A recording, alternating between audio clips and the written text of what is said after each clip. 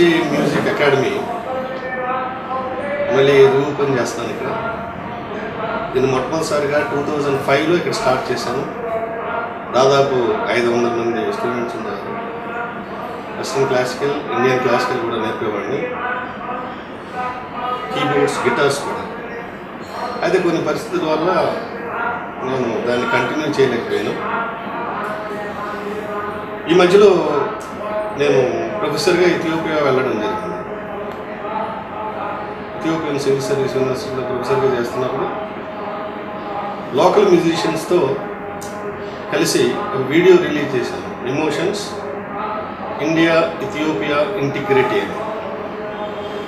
అది చాలా పాపులర్ అయింది. ఇప్పుడు ఆ సందర్భంగా ప్రెస్ మీట్ పెట్టాను. మళ్ళీ ఇది రీఓపెన్ చేయడానికి కారణం ఏంటంటే, అక్కడ మ్యూజిషియన్స్తో నేను వర్క్ చేసినప్పుడు వెస్టర్న్ యొక్క ఇంపార్టెన్స్ అసలు లేదు అక్కడ. ఇథియోపియన్స్ అందరూ కూడా వాళ్ళ లోకల్ మ్యూజిక్ని ప్రమోట్ చేసుకుంటూ, ఆ రాగాలు కూడా చాలా బాగుంటాయి, అంటే పెంటాటోనిక్ రాగాల్లో ఉంటాయి. 5 సార్లు అది చూసి మళ్ళీ ఇక్కడ మహర్షి మ్యూజిక్ అకాడమీ రీఓపెన్ చేయాలని ఎందుకు కలిగిందంటే, ట్రెడిషనల్ కళలు వెనక్కి వెళ్ళిపోతున్నాయి అసలు. ఉదాహరణకి సంగీత జ్ఞానం లేని వాళ్ళు లలిత సంగీతం, చాలా లలిత సంగీత పాటలు అద్భుతంగా చేశారు. ఈవెన్ విశాఖ నగరంలో కూడా చాలామంది అవన్నీ చాలా పాపులర్ అయ్యాయి. బుర్రకథ తీసుకోండి, హరికథ తీసుకోండి, ఇవన్నీ ఇప్పుడు మాసిపోయాయి. అసలు ఎక్కడ ఆ దేశం కల్చర్ చూసి వాళ్ళు ఎంతో అద్భుతంగా వాళ్ళ సొంత కళని, అంటే వెస్ట్రన్ ఇంపాక్ట్ లేకుండా, ఇప్పుడు సినిమా ప్రభావం వల్ల ఇవన్నీ మరుగున పడిపోయాయి. కనుక అటువంటి కళాకారులను చేరదీసి, ఒకప్పుడు స్వరజ్ఞానం నాకు రానప్పుడు చాలా పాటలు చేశాను, అవి పాపులర్ అయ్యాయి. ఇక్కడ ఆల్ ఇండియా రేడియోలో, తిరుపతి రేడియోలో కూడా నా పాటలు వచ్చాయి. అప్పుడు నాకు స్వరజ్ఞానం లేదు, పాట కట్టడానికి స్వరజ్ఞానం అక్కర్లేదు. కానీ అటువంటి కళాకారులను ప్రోత్సహించి లోకల్ కళాకారులకు సంగీత దర్శకుడిగా నాకు సినిమాలు మళ్ళీ వస్తే వీటినన్నింటినీ వీటికి ఈ కళాకారులకి ప్రోత్సాహం కలిగించి వాళ్ళకు కూడా స్వరం ఇవన్నీ నేర్పాలి, ప్రొఫెషనల్ కళాకారులుగా తీర్చిదిద్దాలని ఆశ. దాంతోనే మళ్ళీ ఇది రీఓపెన్ చేస్తున్నాను. చాలామంది ముందుకు వస్తున్నారు. నేను గతంలో రాజ్కోట్ గారి దగ్గర దాదాపు 12 సంవత్సరాలు పనిచేస్తాను. 300 సినిమాలకు పైగా. తర్వాత ఏఆర్ రెహమాన్ గారు, మణిశర్మ గారు, ఇలా ప్రసిద్ధులతో పనిచేశాను. తర్వాత నేను ఇండిపెండెంట్గా ఒక 4 సినిమాలకు వర్క్ చేశాను. శివనాగేశ్వరరావు గారి దర్శకత్వంలో మొట్టమొదటి సినిమా రమణ. సో సంగీత దర్శకుడిగా కొంత అనుభవం ఉంది, అన్నీ ఉన్నాయి.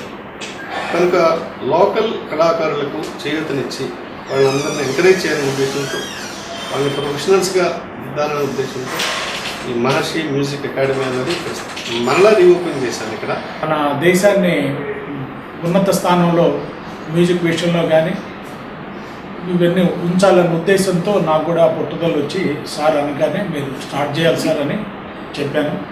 సార్ చాలా ఇంట్రెస్ట్ ఉంది, ప్రొఫెసర్ గారు ఆయన, దాంట్లో బాగా పట్టుంది, ఆయన సినీ ఫీల్డ్లో కూడా బాగా టచ్ ఉంది. అందువల్ల చాలామంది ఇక్కడ అకాడమీ నుంచి సినీ ఫీల్డ్ కూడా వెళ్ళి పాపులర్ అవుతారని, రోజువారీ పేపర్లో వాళ్ళ ఫోటోలు మనం చూడాలని ఆ రకమైన కోరిక కూడా నాకు లోపల ఉంది. ఈ ఆడపిల్లలోని, మగపిల్లలోని, చిన్నపిల్లలు, పెద్దవాళ్ళు, ఏది దీనికి ఒక వయోభేదం కానీ కులభేదం కానీ ఏమి ఉండదు. ఈ మ్యూజిక్లో ఎవరు చక్కగా పాడగలిగితే నిలబడి అందరు కూడా వింటారు పాటలను. మాకు డిఫెన్స్లో, షిప్పుల్లో ఒకసారి చాలా డిమోరలైజ్ అయిపోతారు. ఎందుకంటే ఫ్రస్ట్రేషన్ అయిపోతుంది, వెనక్కి తిరిగి రావడానికి కుదరదు. ఆ శ్రీలంకన్ వార్ అవనండి, వాటిల్లో చాలా రోజుల తరబడి అక్కడ మేము షిప్పుల్లో ఉండేవాళ్ళం. సో ఆ టైంలో ఏంటంటే మాకున్న జవాన్స్ని, కింద ఉన్న సెయిలర్స్ని ఎట్టి పరిస్థితుల్లోనూ మనం ఎంకరేజింగ్లో ఉంచాలి, మోటివేట్ చేయాలి. లేకపోతే యుద్ధం ఏదైనా వచ్చిందనుకోండి మూమెంటరీగా, వాళ్ళు యాక్టివ్గా లేకపోతే మన దేశం కాపాడలేము మనం. ఆ ఉద్దేశంతో మాకు ఇమీడియట్గా అందేది ఏంటంటే చిన్న ఎంటర్టైన్మెంట్ ప్రోగ్రామ్ కండక్ట్ చేస్తాం షిప్పులు. అలాగే ఆర్మీ వాళ్ళు ల్యాండ్ మీద చేసుకుంటారు బోర్డర్స్లో. సో దాంట్లో ఏంటంటే మాకు ఆడపిల్లలు ఉండేవాళ్ళు కాదు ఆ రోజుల్లో నేవీలో. కాబట్టి ఒక్కొక్క మగవాడికి ఒక ఆడపిల్ల డ్రెస్ వేసుకుంటామంటే కొన్ని రెడీగా శారీస్ అవి పెట్టేవాళ్ళు, వేసుకుని వచ్చి డ్యాన్స్లు వేయటం, చక్కగా పాటలు పాడటం. వాటిల్లో జానపద గీతం దగ్గర నుంచి ఈవెన్ హాఫ్ సాంగ్ పాడగలిగే వాళ్ళు కూడా ఎంకరేజ్ చేసి ఆ మూమెంట్ ఒక 1 hour ప్రోగ్రామ్ ఇచ్చేటప్పటికి వాళ్ళందరికీ మన ఇంటికి వచ్చినంత ఫీలింగ్ ఉండి చాలా ఎంకరేజింగ్గా ఉండేది. సో ఆ 1 hourలోనే అంత మార్పు రావడానికి కారణం వల్ల ఏదైనా కూడా ఈ పాటలు అవనండి, ఈ సాంస్కృతిక కార్యక్రమాలు అవనండి, లేకపోతే సార్ అన్నట్టు బుర్రకథల విషయంలో కూడా చెప్పాలంటే మా ఫాదర్ టీచర్గా ఉన్నప్పుడు వెస్ట్ గోదావరిలో ఆయన కూడా బుర్రకథలు హరికథలు చెప్పేవాడు. అంటే అదొక ఇంట్రెస్ట్ అన్నమాట. సో ఆ రోజుల్లో సినిమాలు లేవు కాబట్టి మంచి ఎంటర్టైన్మెంట్గా ఉండేది. అందువల్ల ఆ సంస్కృతిని సార్ బయటకు తీద్దామని చూస్తున్నారు. మన శాయశక్తిలో ప్రయత్నం చేద్దాం మన లెవెల్ నుంచి. అందువల్ల మనం చేయలేనిదంటూ ఏది ఉండదు. కాకపోతే మన మనసులో స్ట్రాంగ్ కోరిక ఉండాలి, పెద్ద ఆశ ఉండాలి, మనం ఇచ్చేద్దామని. చేస్తాం, తప్పకుండా మా సహాయం ఉంటుంది. ఈ ఎంటర్టైన్మెంట్ మాత్రం వైజాగ్ ఒక మంచి పేరు తేవాలి, అకాడమిక్ కూడా పేరు రావాలి. అందువల్ల ఎట్టి పరిస్థితుల్లో మీరు ఛానల్స్ వాళ్ళు కూడా మమ్మల్ని ఎంకరేజ్ చేయండి, అన్ని రకాలుగా మమ్మల్ని మోటివేట్ చేస్తే విశాఖపట్నానికి, ఆంధ్ర రాష్ట్రానికి, దేశానికి కూడా మంచి పేరు తేవాలని నేను కోరికతో ఉన్నాను.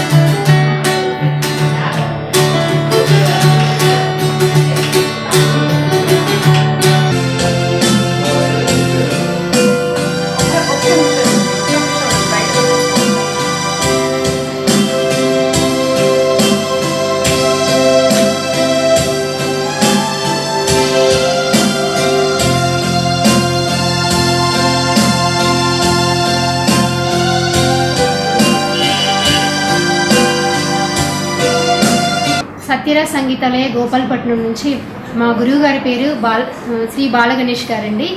మేము వారి విద్యార్థులము. ఇక్కడ మహర్షి గారు అకాడమీ స్టార్ట్ చేస్తున్నారు, మీరు వెళ్ళి అక్కడ ఒక ప్రేయర్ సాంగ్ పాడాలి అని చెప్పారు. మాకు చాలా సంతోషంగా అనిపించింది. అంటే మమ్మల్ని ఇంకా ఎంకరేజ్ చేసేవాళ్ళు ఇలా ఉన్నారు అని మేము చాలా ఆనందంగా ఇక్కడికి వచ్చామండి. మాకు ఇక్కడ చాలా సంతోషంగా అనిపించింది.